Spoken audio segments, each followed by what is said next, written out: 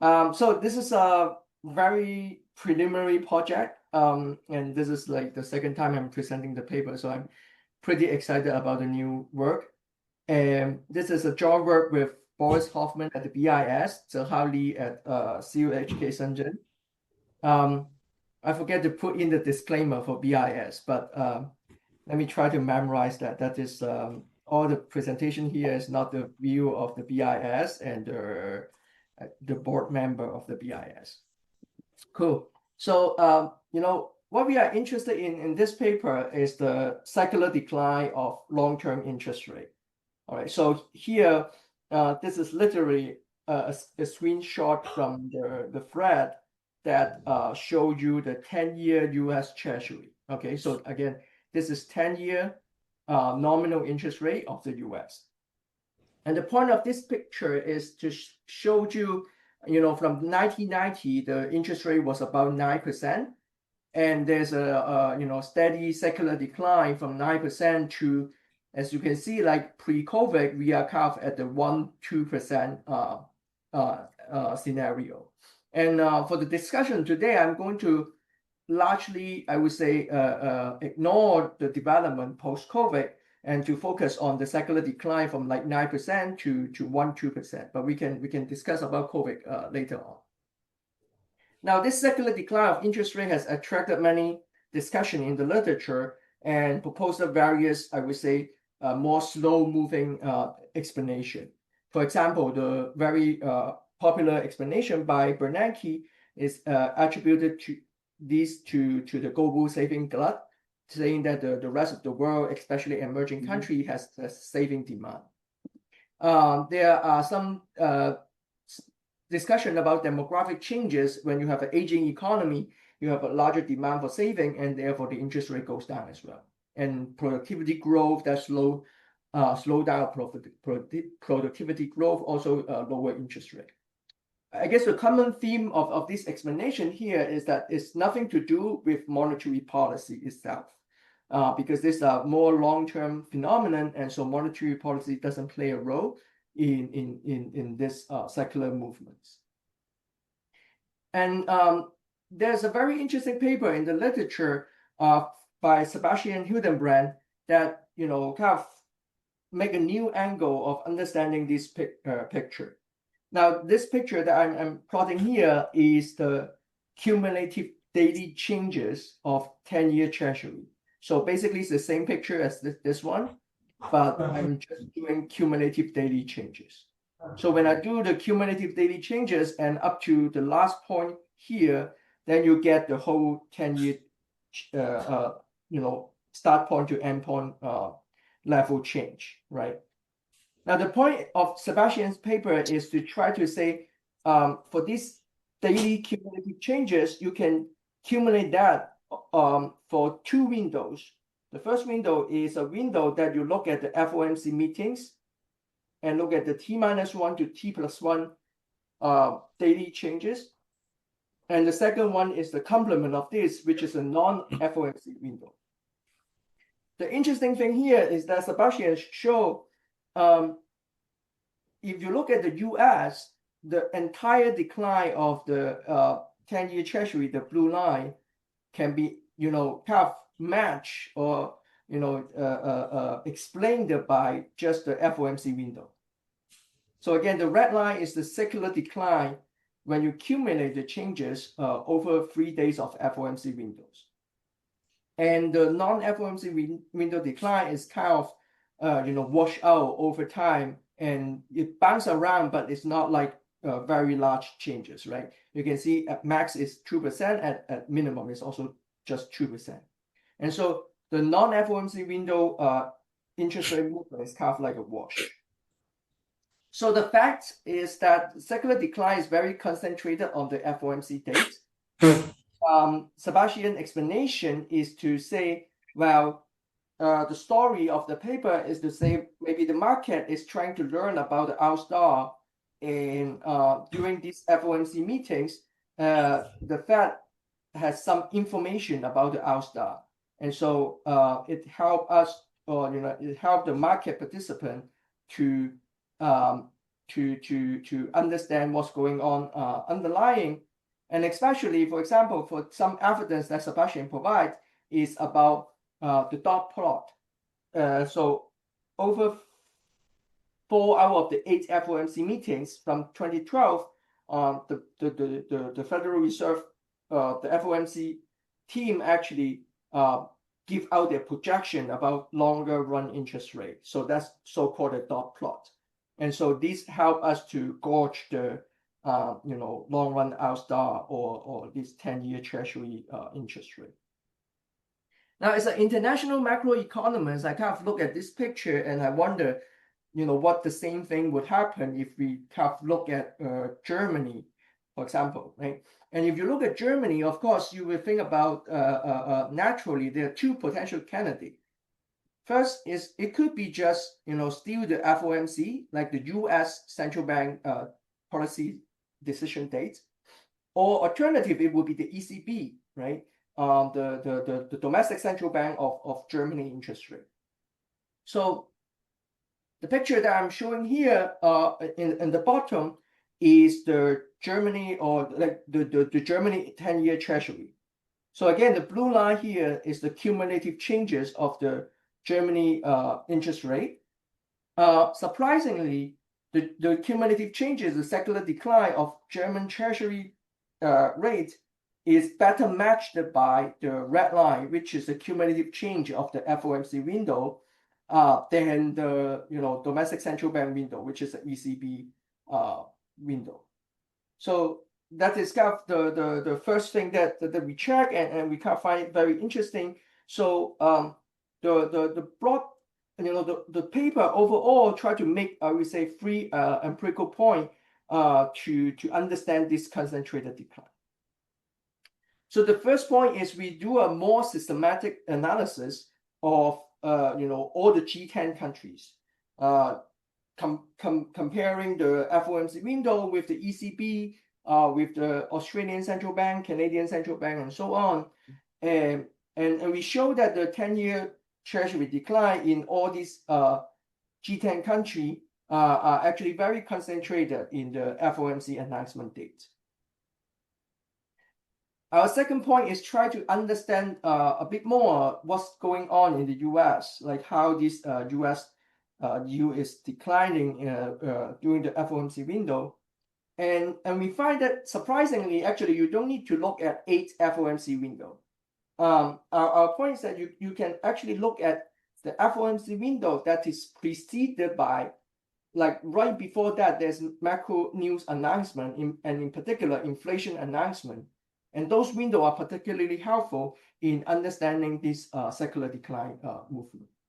In a sense, that is related to what the literature has been talking about, calling like a Fed response to news channel of interest rate movement or policy shocks. And our last point is to document this like spillover from the US to foreign government interest rate, and how does how strong is the spillover, and also in what channel. So we first show that like the pass-through is almost like 1-to-1 pass-through from the US to the rest of the world, like to Canada, to Germany, government bond rates. We show that is a lot of this is going through the expected short-term rate rather than term premium. And in an exercise, if I have time today, I'm going to show you the US policy rate actually gradual cost, the foreign government policy rate, but not the other way around. So that is a statement about the US rate actually give better information about what the future path of interest rate will be. Now, I'm not going to talk about real rate today, but all these analysis holds for real rate. But unfortunately, I think real rates has a much shorter sample if you use market-based like Treasury inflation protected interest rate. So that has much shorter sample. So I want to postpone the discussion today. All right. So to fix idea, I mean, this Fed response to news kind of channel, I want you to think about when the government is setting the interest rate policy, This is like a Taylor rule. And the Taylor rule has kind of like a R star component. This is like the natural rate of interest. And there is also another component that is the Taylor rule is responding to inflation. So the secular decline could be attributed to completely like just R star is going down, and through this FOMC meeting, we have a better understanding or reflection on the R star, and it just keep going down over time. An alternative story is that potentially the market doesn't know about the Taylor rule coefficient, like how dovish or how hawkish the central bank is. And so over time, they could conduct inference of that Taylor coefficient, and that could also attribute to a secular decline of interest rate. So that would be largely the market think about the Fed as very hawkish, but the Fed turned out to be a bit more dovish than what the market thinks. Cool. So let me show you the results. I'm going to look at the international comparison first, and then we will look at what's happening in the US and how US spill over to the rest of the world. Any questions? Oh, all right. Great. So let's start with one equation. Okay, this is going to be I think my only slide that has equations and math. So I want to define clearly, what's the object that we are looking at. So I'm going to look at a lot of time the cumulative changes. Okay, so I'm going to look at the yield. So Y for yield, the yields on a country and minus the yield yesterday. So that's this just daily yield changes, and I'm going to sum it up. So I'm going to do a cumulative changes of these. I'm going to do a cumulative changes of these interest rate, and I'm going to conditional on windows. So that's the dummy. So what the dummy is doing is saying that if it is 1, then I take this cumulative sum, right? So when I say, for example, FOMC cumulative changes, I'm going to turn on the dummy when FOMC is usually on Wednesday. So I'm going to take on a value of 1 when it is Wednesday. I think today we actually have a FOMC, no, not today, but Wednesday we actually have an FOMC meeting. So think about like this Wednesday, right? So I'm going to record the changes from Tuesday to Thursday. That would be my cumulative change of FOMC. All right, so I'm going to do this, and I'm going to do this many times over the year, and I'm going to do this across country. And now the second part of the slides, I give you a measure of pseudo R square. So the point is, I'm not going to show you a lot of the pictures. I'm not going to show you like 10 pictures every time to confuse you. I'm going to summarize how good the data fit, the FOMC window fit the observed data by the pseudo R square. So what this pseudo R square is doing is saying that, look, upper part is the fitting error, right? This is observed cumulative change of yield. This is the observed cumulative change of yield only during the FOMC window. So this is the fitting error in the FOMC window, and I'm going to normalize that by the fitting error of non-FOMC window and the fitting error of FOMC window, right? So what this is measuring is if you create a lot of error in the FOMC window, and so that means the FOMC window is not a very good fit line, so the pseudo R square is going to be low. All right. So a high pseudo R square just means that the FOMC, just looking at the FOMC window itself, is actually a pretty good fit of the whole cumulative yield movements. All right. So let me give you an example. This picture that I showed you before, like the Hildenbrand picture, The 10-year Treasury secular decline is the blue line. The red line is the FOMC window decline. And so for this particular line, the pseudo R square is 94%. That just means that the blue line and the red line looks pretty like each other. All right. So that is what the 94% is doing. All right. So next, this is what I can show you for the other countries. For Germany, I started from 1999 for the sake of the start of the Eurozone, and you can see that the red line and the blue line match out each other pretty well.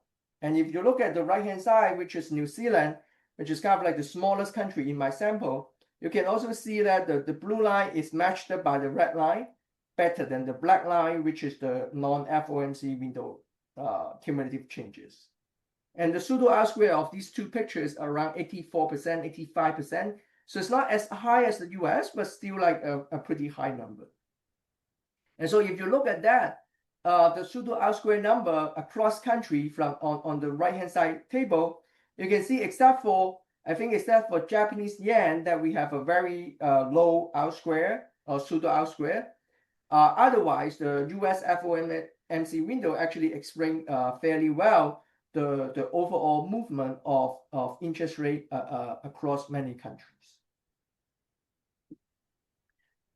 Now the question is, okay, here this is just FOMC, so you haven't shown me, the ability of other central banks. So this is what the upper table is doing, right? So the upper table here, I'm splitting the, business trading dates into three different categories. The first one is the FOMC window. Again, this is a 3-day FOMC window. The second one is the domestic central bank window for these countries' interest rate, like Australia, Canada, Germany, and so on. And then we can have other dates, like other regular business dates. So I would say all these columns sum up to 100. And so it gives you the relative contribution of the FOMC window, of the domestic central bank window, and how they explain the interest rate variation over time for this country. And so surprisingly, you can see like the FOMC window is roughly 6-7% of the business day in like 260 business day. The FOMC window is only like 7% of that, but it explains around 70% of the major yield variation. And on top of this, especially in this picture, is what we are trying to compare with the domestic central bank window, which is much lower. I think the average is about 20% or less here on the second column, second row. And so you can see here, picture by picture, again, the Germany interest rate is explained by the FOMC window, and also the New Zealand interest rate is also explained by the FOMC window, much better than the domestic central bank cumulative changes, which is actually feature a slightly upward trend. All right, so let me just summarize what I just say with two regressions. And the point of this is like it's not just about the country has a secular decline itself, but this country needs to have secular decline itself, and it propagates to the rest of the world. All right. So what I'm doing here on the top is I'm doing like 3-day changes of interest rate. I'm doing this for many 3 days, like whether this is FOMC day or not. This is just 3-day changes over all the business day. I put on a dummy of whether this 3-day changes is within the central bank windows, like the FOMC windows or other central banks announcement window. So what is asked, like statistically, it asks whether there's a drift, like systematic decline, when there's monetary policy announcement in the country. So you see that for Canada, for Japan, for Norway, and for US they all features a negative drift, like negative shift when they have their own central bank decision, right? So Bank of Canada, when they have monetary announcement, it tends to have a negative downward interest rate. Japan as well. In the second exercise I'm showing you next is that I'm putting the same three-day changes of interest rate, but instead of putting one central bank dummy at a time, I put 10 central bank dummy here. All right. So I'm asking, this is a panel regression, and I'm asking the question, if we flow in all the central bank announcement here, which one is going to, have like systematic drift? And you can see that basically now for all of these central banks, like Reserve Bank of Australia, Bank of Canada, and all, their coefficient are not estimated systematically negative. The only one that is systematically negative is the US FOMC window that has a negative statistically significant interest rate.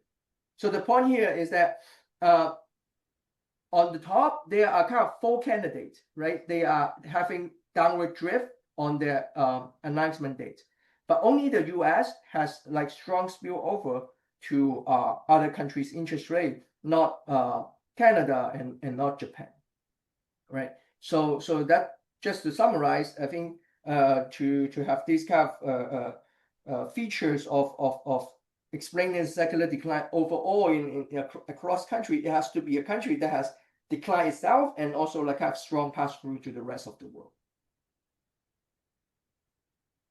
All right, so that summarize kind of the international comparison of this central bank window. The next part is we are going to focus a lot more on just in the US and what kind of let us know more about what drive the decline of in the US FOMC window. Any questions here?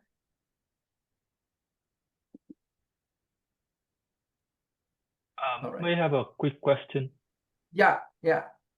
So is the result robust to if you have a daily change instead of 3-day change? Yeah. So yes. So I would say a lot of the decline is kind of evenly distributed, actually, surprisingly, like evenly distributed across T-1, T and T+1.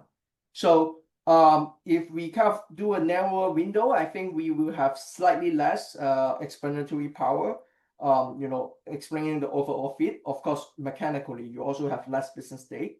But I think the overall message is robust to narrower window. Whether if you look at like 20 minutes window, 30 minutes window, I don't know because we don't have the data. Another one to follow up is that I think that the change here overlapping, right? Because you have T continuously every day, and then you have 3-day changes. So if you exclude overlapping observations. Overlapping of what? Sorry. For example, right? So if you have today, right? So yeah. Okay. So you have today, you calculate 3-day change, right? And then you subtract the today's yield, to the yield 3 days ago, and then you move to the next day, right? And then you do the same thing. So then basically the changes. Yeah. So this one is overlapping. Yeah, these two, like 1 and 2 here, are overlapping. The previous picture is not. Okay. And the reason of doing overlapping is because we want to have the windows on FOMC dates, right? So if you want to do that for sure for FOMC dates, well, if you exclude out overlapping window, you are not like you don't guarantee to get the windows for other central bank dates as well. You see my point? But you might double count, right? Yeah. So this anyway, one, I mean, we could double count something, and we adjusted for that for some standard error. So we rely on those standard error to adjust for the double counting. Yeah. Okay. Thank you. Yeah. Cool. Thank you. Thank you. Cool. So let me move on to the next figure, which is I think a very interesting and striking figure. So before that, let me remind you kind of like the Hildenbrand evidence or hypothesis. So the point of Hildenbrand's exercise is to say, there's a Fed information effect. And so investor, maybe they don't know exactly what the Fed decision is, and they learn about that from the Fed, and for example, the dot plot. So this is the dot plot, like this one on the left-hand side. So what is that basically the FOMC member put in a dot here to say like what's the best forecast of the longer run interest rate of the Fed. For example, this one will be more or less like 3% in the long run. And so the right-hand side picture from Hildenbrand is saying that the change of this picture over time give people the sense like where is the R star going. And so in a sense, we can show that the change in these forecasts actually does associate positively with change in 10-year Treasury rate. And note that this dot plot is only available from 2012. Cool. So now for my own purpose, I did an alternative, I would say, kind of story. And what we did is that we look at this FOMC window and we partition the FOMC window into two separate windows. All right. We ask the question, okay, this Wednesday we have an FOMC window. Now we ask the question, whether from Wednesday to the previous Friday, do we see a macro news announcement? And if yes, I am calling this the macro news FOMC window. If no, I'm going to call this non-macro news FOMC window. All right. So now my definition of macro news is I'm going to focus on CPI news and GDP news. The intuition is how we think these are the most relevant variable for Fed decision making. But in fact, what I'm trying to do is I'm trying to not to inflate like the macro news FOMC window. I picked the CPI and GDP because GDP is kind of like quarterly variable, and so that when I split this, I kind of split this window into a 50-50 cutoff. Cool. Now I partition the FOMC window into two windows, right? The macro news window and the non-macro news window. Cool. Here's the picture. The left-hand side show the blue line is the secular decline of US interest rate over the FOMC window, right? So the blue line is not the observed like full data. It's conditional on FOMC window.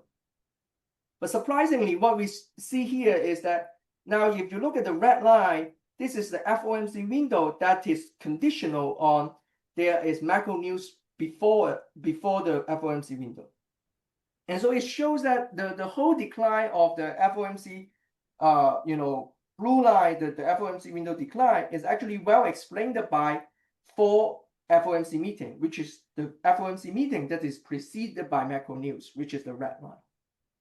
And again, the FOMC meetings that is not preceded by macro news is kind of like a wash, and over time it doesn't contribute to the secular decline.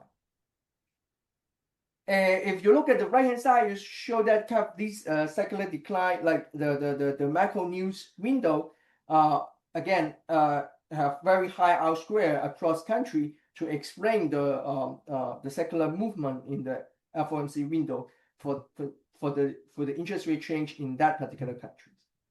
Yeah, there's a question. Hi. Hi, Steve. I'm sorry.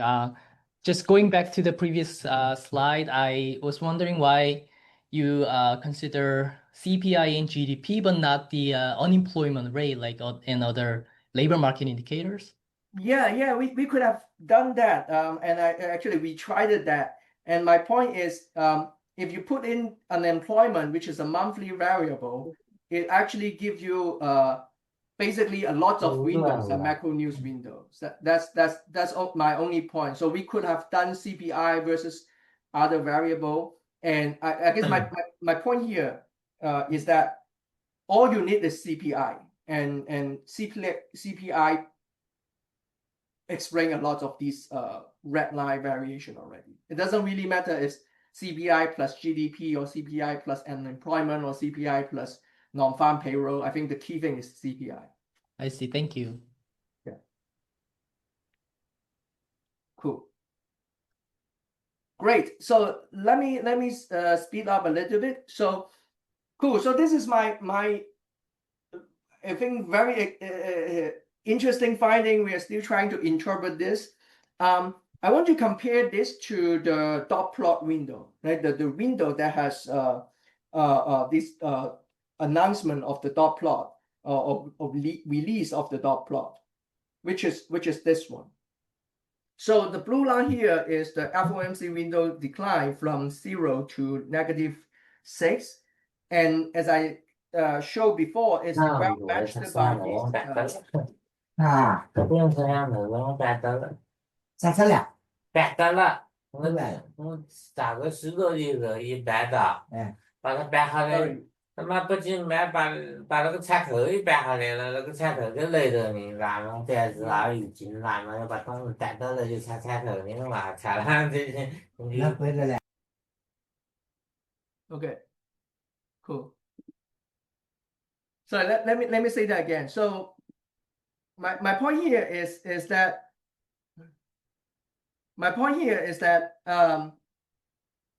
the red line, which is the FOMC window, macro news window, is explaining the blue line very well.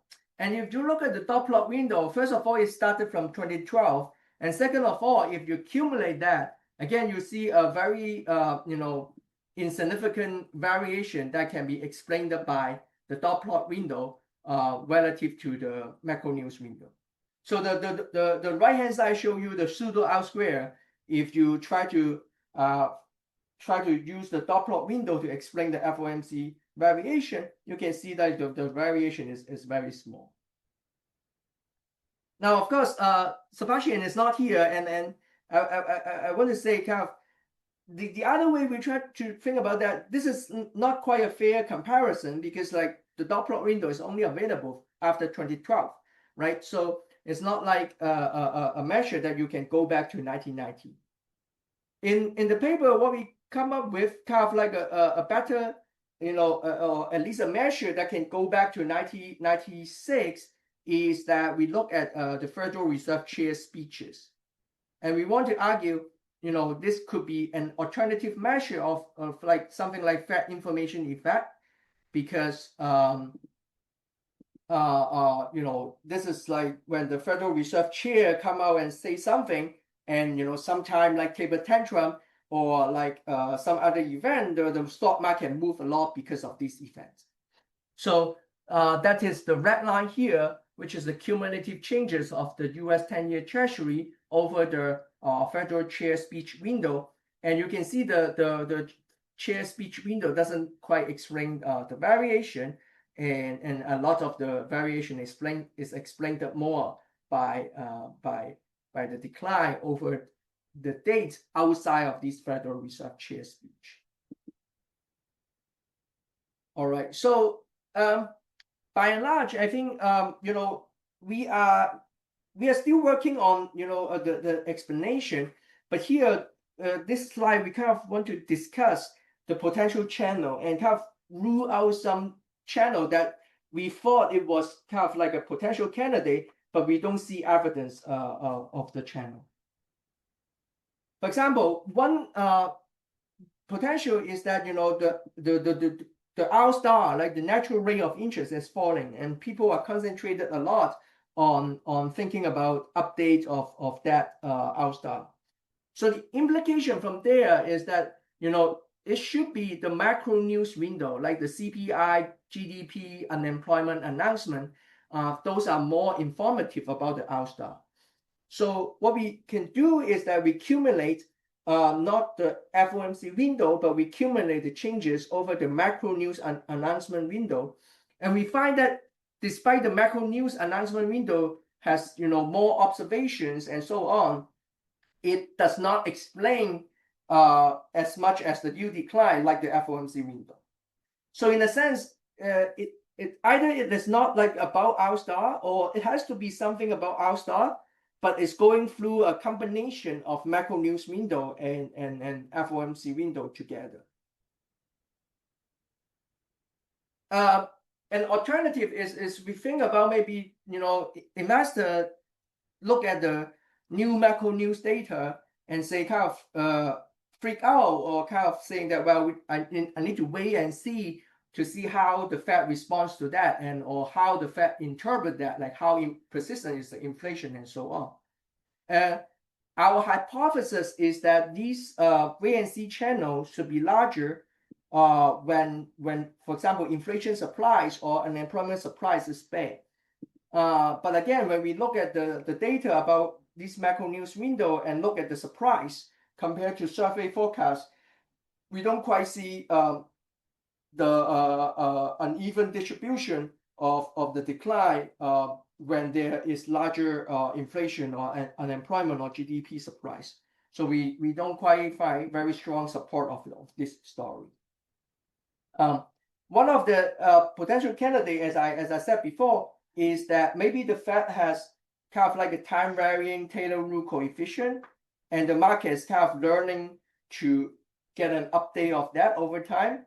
And that would be particularly informative when there is a inflation announcement right before FOMC meeting. And so how the Fed responds to that would give you some information about the doviness or hawkiness of the Fed. Cool. So to kind of deepen the analysis here, we kind of leverage on the exercise from Bowen-Swenson. And so what Bowen-Swenson did is that you can have like high frequency identified monetary policy shocks, which is like a 30 minutes window.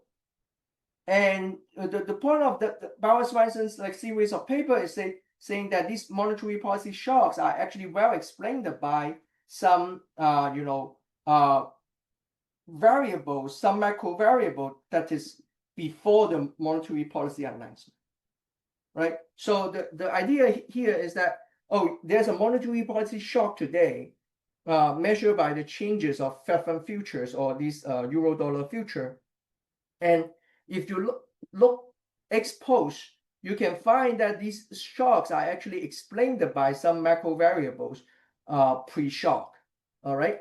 And so in a sense, they call this kind of like the macro news monetary policy shock response to the news. And this is kind of like a purified, refined, or orthogonal monetary policy shock. So then we can do this decomposition. We can accumulate these shocks and look at how it could move with the accumulated change in yields that we are interested in. And so which is basically this picture here. So the red line is the secular decline of 10-year treasury over the macro news FOMC windows. So these are the windows that has macro news announcement right before that. The purple line is the fitted value from the monetary policy shock component, that is the response to news component. And so you can see the red line and blue line and the purple line kind of fit each other better than the black line, which is the orthogonal component.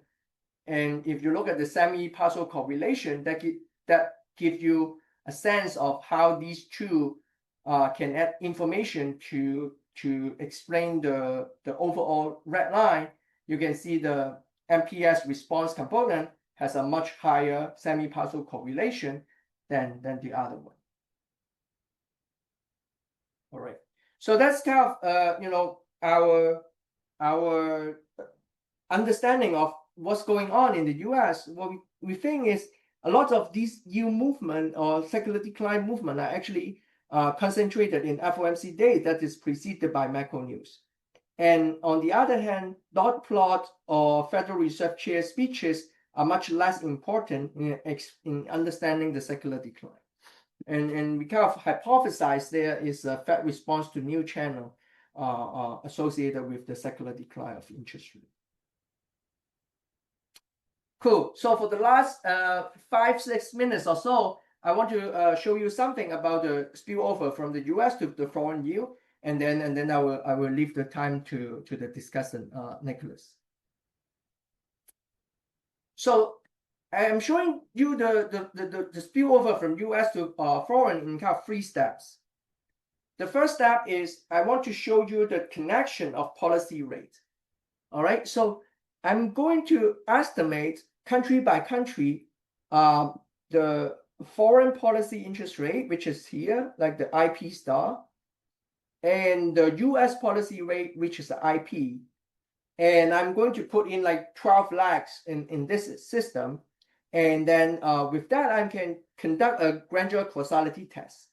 I can ask the question whether the US rate gradually caused the foreign rate or the foreign rate gradually caused the US rate. The picture here shows the p-value of the granular causality. So it shows that there's statistically very strong evidence that the US policy rate actually gradually caused the foreign interest rate. But on the other hand, the foreign interest rate does not gradually cause the US interest rate. So for that is the way I understand this spillover is it started from the US and it propagated to the rest of the world at least in a granular causality sense. Now, from policy rate to 10-year treasury, how does that work? So we conduct like a term structure decomposition following this paper by Bauer and Rundebusch. And it's a term structure decomposition that allow for flexible time varying outstar. And so that is particularly important for our exercise because we one of the suspect candidate is that it's just the outstar is moving that contribute to the secular decline. So we take this term structure decomposition and decompose the 10-year treasury to expected short-term rate, which is when the expectation hypothesis hold, and the term premium. So the picture here, the red line is the FOMC window, like secular decline of rate. The orange line is the expected short-term rate. Like here is the RMY, which is like the risk neutral rate. And so you can see like the decline in the US or in Germany or in New Zealand. You can see that the secular decline of interest rate in the FOMC window is mostly explained by decline in the risk neutral rate, which is the expected short-term rate, rather than the term premium. So again, the term premium is kind of like a wash over the FOMC window. In the paper, we show that these term premium are actually very volatile as well, but their movement are mostly outside of the FOMC window. All right. Cool. So the last exercise, and then I will conclude. So the last exercise is, okay, so I just showed you policy rate to policy rate, and I show you the policy rate is going through expected short-term rate. Another exercise I can show you is that, well, for any foreign interest rate, I can rewrite that into like the US interest rate or the home interest rate plus some expected exchange rate change and excess returns.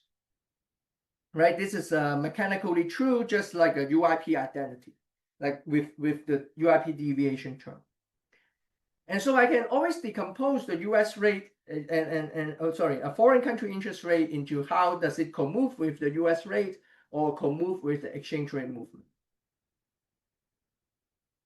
Cool. So here, let's look at the Germany picture. The blue line is the decline of interest rate of Germany interest rate.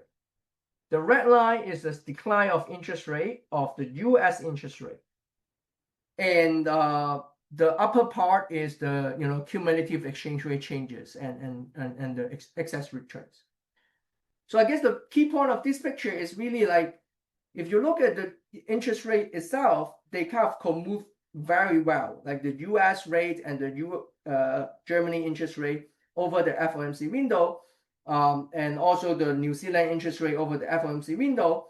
There is just a very strong one-to-one pass-through from the US to the rest of the world during the FOMC window. And the exchange rate is kind of like moving whatever it wants. It's a bit like a random walk process, but it's kind of explained by the excess return component. So in a sense, if you go back to Mendel-Fleming's idea, one way to interpret the impossible trinity is saying that, well, if you are a country that has free capital flow and floating exchange rate, you should be able to maintain the monetary policy independence.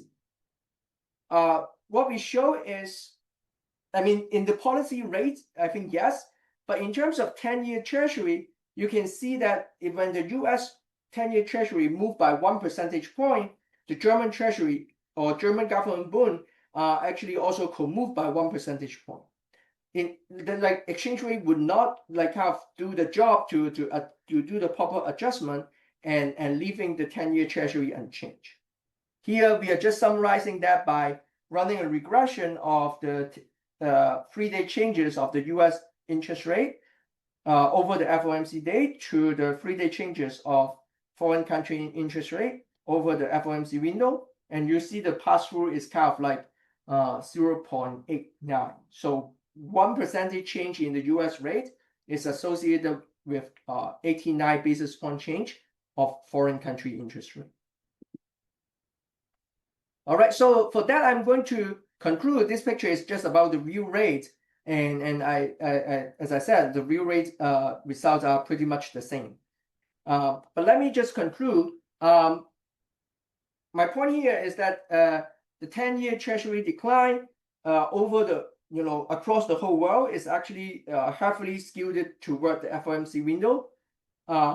Importantly, much more than the domestic central bank window. We show something that is consistent with like a Fed response to news effect, and by and large, I think our punchline is to think about maybe more seriously how does monetary policy or maybe specialty of this FOMC announcement window, how does investor update their belief, and how does it play a role in understanding or determining the long-term interest rate. Cool. So I think I'm going to conclude here, and very much looking forward to the discussion. So first of all, thanks for everyone being here, and thanks to the organizers for giving me the chance to discuss this wonderful paper. The usual, as I'm at the Federal Reserve Board, the usual disclaimer applies that these are my views and not necessarily the ones of the Federal Reserve, the Federal Reserve System. Without further ado, let me get the big picture. So this is a well-crafted and thought-provoking paper. I think in terms of contributions, I think Steve did a very good job at kind of summarizing what the paper is, what they're showing. I think at the heart of the paper is the empirical fact that these long-term yields, especially they're going to look at 10-year yields, are basically declining around FOMC announcements. And then they're also, I think, in terms of story, trying to kind of deviate a little bit from, Steve was mentioning, the Hillenbrand paper, talk actually more about, it seems to be really about monetary policy news, about expected short terms, rather than what the literature thinks about information effects being something about long-term growth or R-star. And so the big picture, I think, is that, as Steve put it at the end of his conclusion slide, that I think we need to think harder about what really monetary policy is doing for long-term interest rates.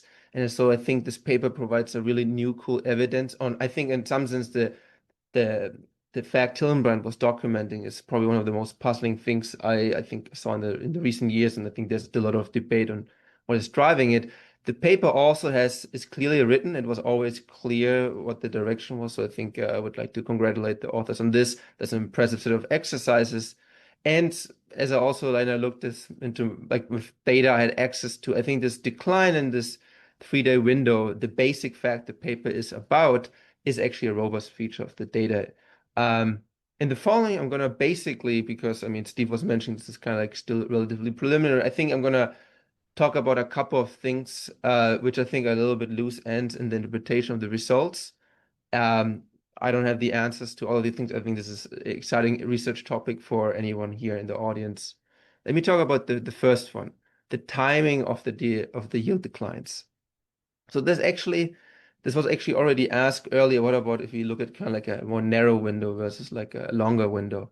So actually, if you look at the Hillenbrand paper, he looks at kind of like intraday data, and one of the striking things is that he has standard error bands, which I don't have here, but he basically, when you look at intraday data for the US, you already see a statistically significant decline on the day prior to FOMC announcements. And so what I did is basically, I have access to intraday data. I looked at announcements between 1996, 2023, and here I basically plot a couple of 10-year yields.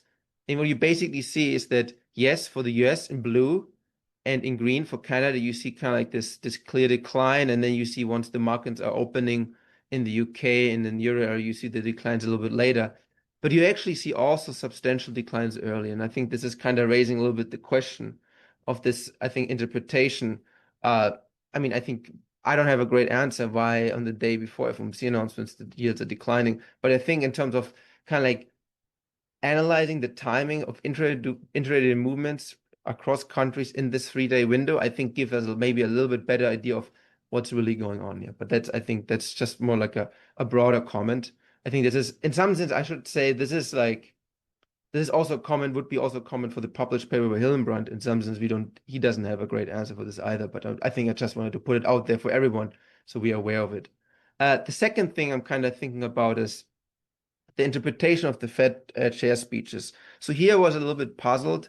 The paper, and I think Steve also in his presentation, they think about these speeches as interpreting as relatively pure information channel meaning here that somehow the governors or whoever gives the speech is basically giving us information about the economy rather than really about the conduct of monetary policy. And they also find that they kind of have disproportionately less associated with these overall yield declines, at least the secular ones.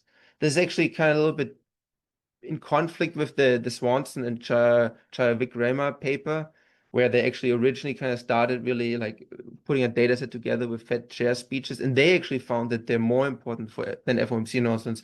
I put here in a table, you see here the monthly interest rate changes and how much basically the changes in the narrow window on Fed chair speeches can explain these changes. And you see here basically in this red box that chair speeches seem to be more important.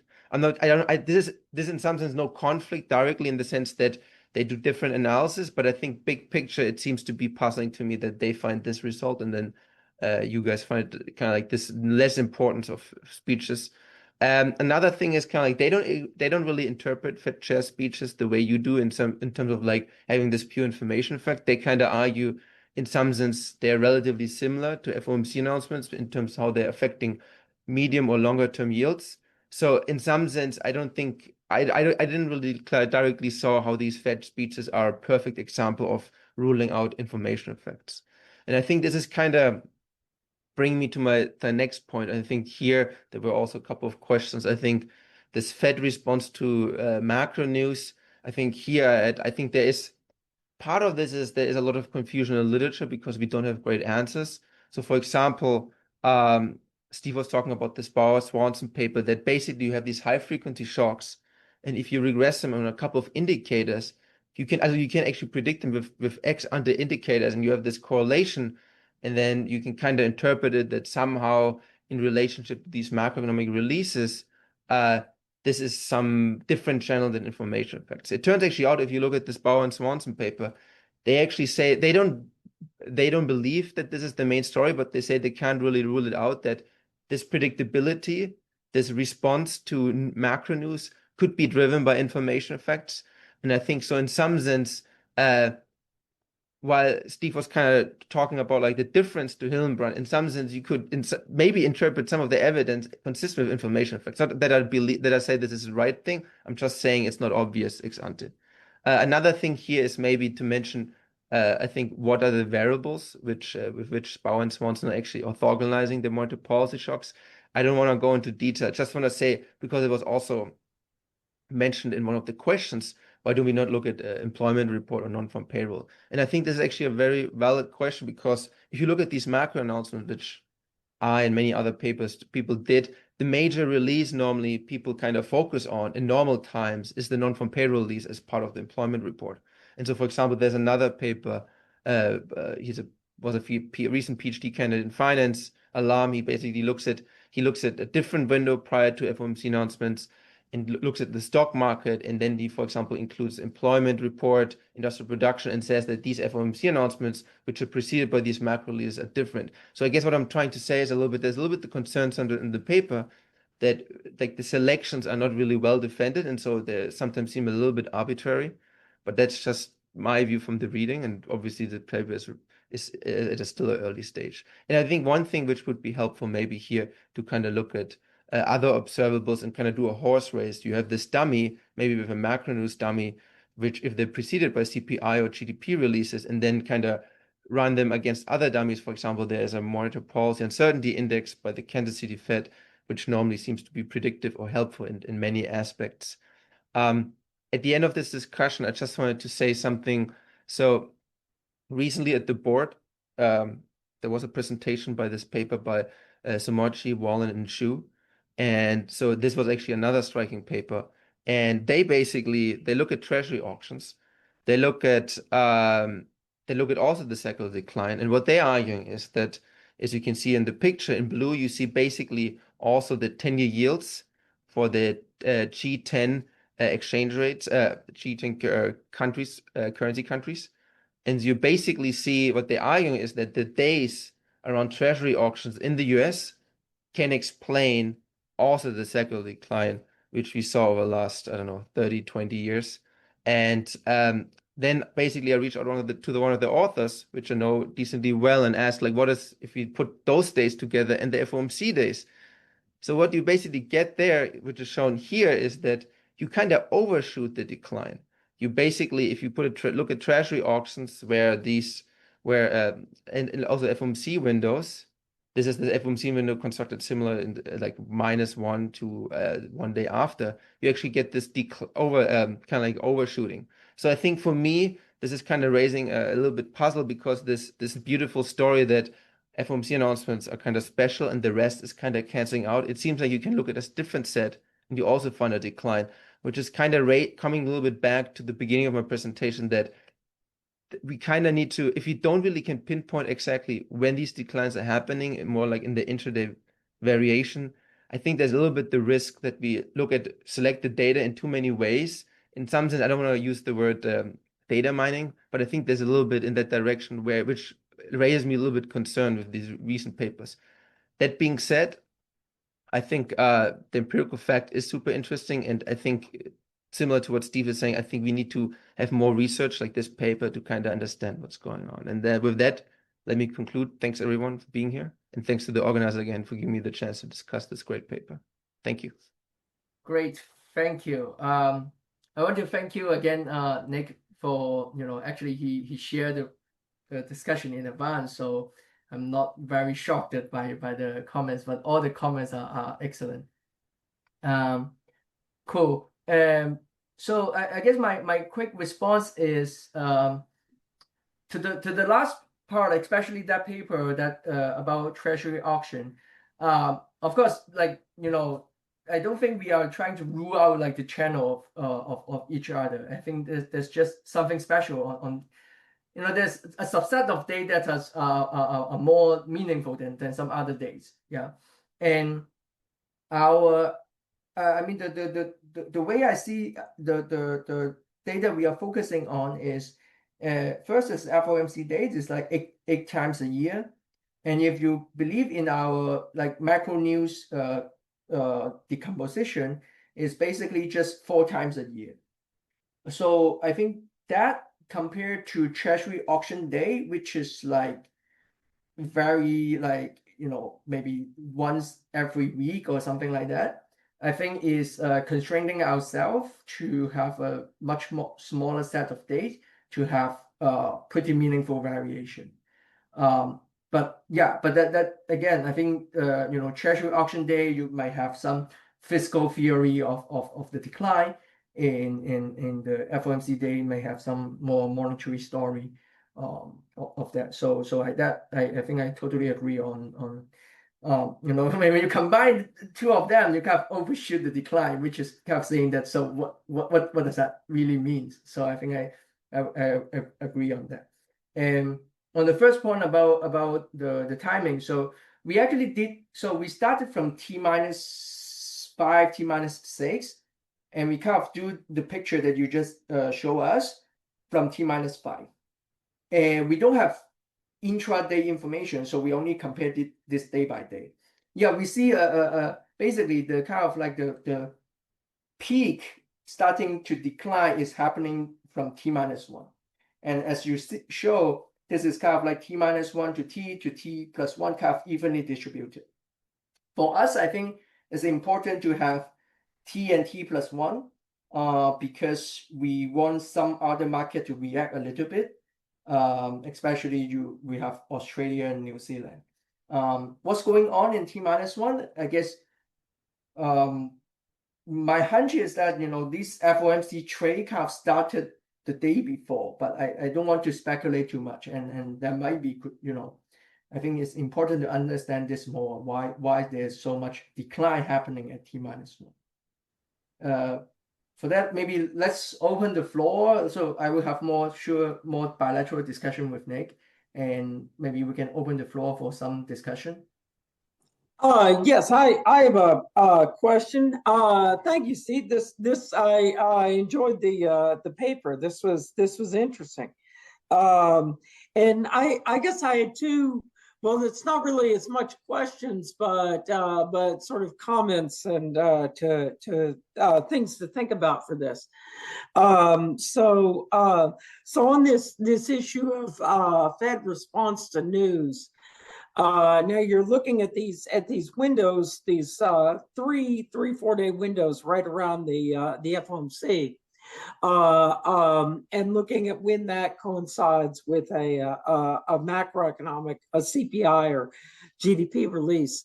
But the Fed has a communications blackout that extends from 9 days before the meeting up until the Thursday after the meeting, where Fed officials won't comment, won't make speeches on, and there's limited release of normal published materials and things like that during those communications blackouts. So if there's a CPI release on the Wednesday before the meeting, it would still occur within the communications blackout. So when the Fed has its meeting, that's the first interpretation. That's the Fed's first interpretation of that CPI release. So I was wondering that you could sort of use that. You could potentially use the structure of that communications blackout to kind of extend your window on when this macro news, because if macro news comes out during the communications blackout, it's still, the Fed announcement is the first time that it will be discussed by the Fed. And then I guess the second comment is that really over the last 30 years, there've been a lot of changes to Fed post-meeting communication, and I think the first Fed statement was in '94. The Fed didn't even make statements before that post-meeting. I think it was really not until like 98 that the Fed started making an announcement after every meeting. And even then they were very short and really just sort of technical. And it was really not until under Bernanke that they became a sort of long discussion of the macroeconomy. And then, of course, starting in 2012, they started having post-meeting press conferences as well.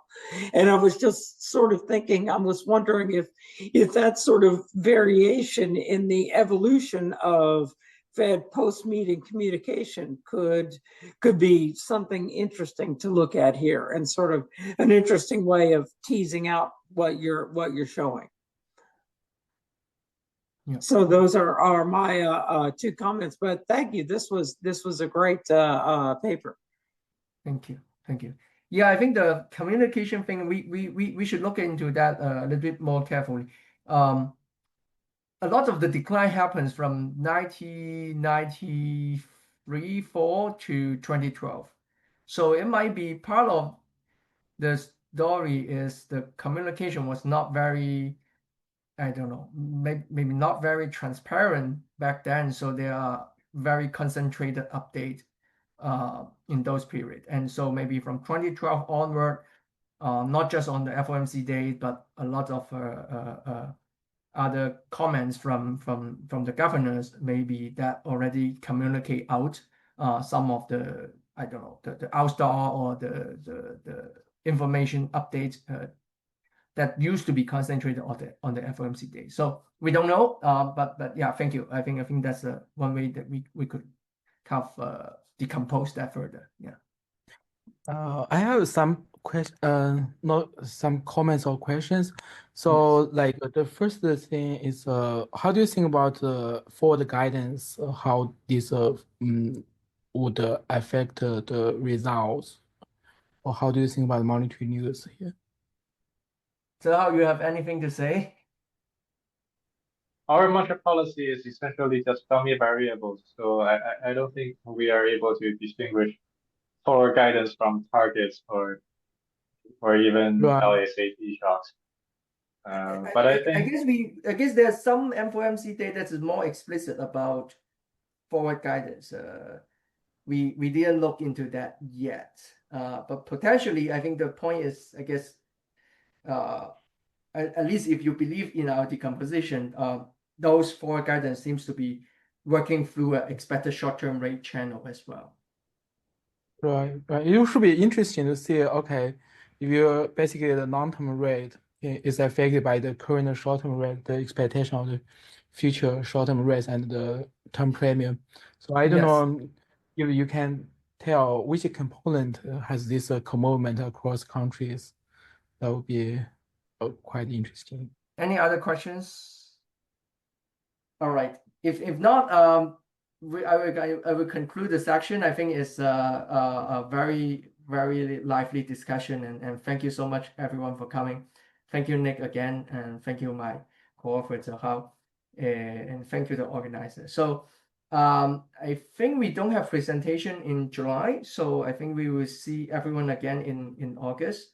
And so enjoy a little bit the summer break and MBER Summer Institute and other conferences. So I will see you back in August.